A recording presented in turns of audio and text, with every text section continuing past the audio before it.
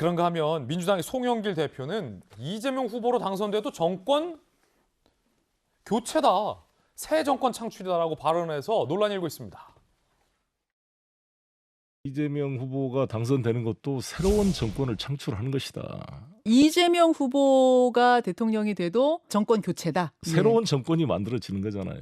우리가 문재인 정부의 기본 노선과 장점을 계승해 나가지만 예. 그대로 단순 재생산되는 건 아니다는 뜻이죠. 정권 교체론을 얘기했는데 여론조사 한 대목 준비해봤습니다. 송영길 대표는 왜 이런 말을 했을까요?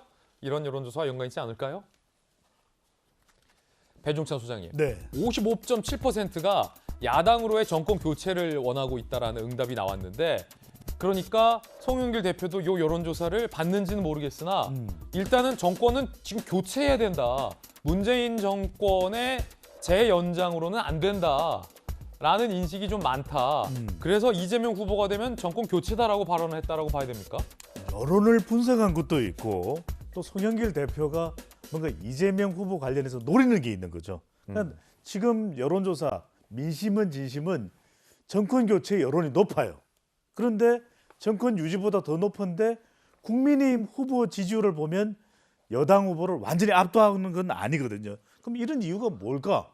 아니 정권 교체 여론이 이렇게 높은데 그렇다면 국민의힘 윤석열 후보나 홍준표 후보가 이재명 후보를 압도적으로 이겨나가야 되는데 아니다. 첫 번째로는 문재인 대통령 지지율이 역대 대통령과 비교해보면 상당히 양호한 편, 좋은 편이거든요. 이게 정권 교체 쪽으로 쏠리지 않는 이유가 될 수 있고, 또 하나는 국민의힘 후보인 윤석열 후보나 홍준표 후보가 오롯이 온전히 정권 교체 여론을 지지율로 반영을 못하고 있어요.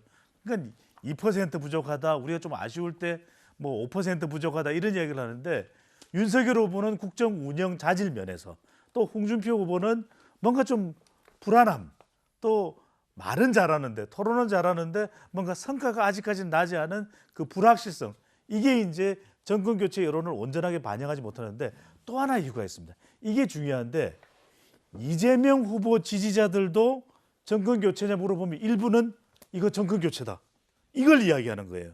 그러니까 이재명 후보가 대통령으로 선택되더라도 정권 교체 성격이 있다. 예. 그 이유는 뭐냐?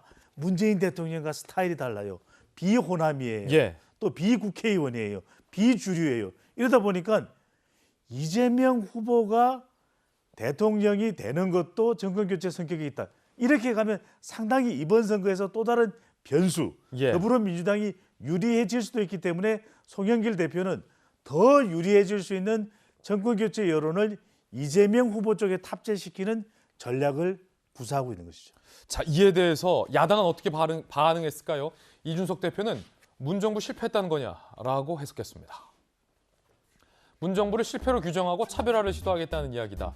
민주당에 실망한 국민이 또 다른 민주당 후보를 찍을 일은 없다라고 대응을 했다는 것도 함께 살펴보면 될 것 같습니다.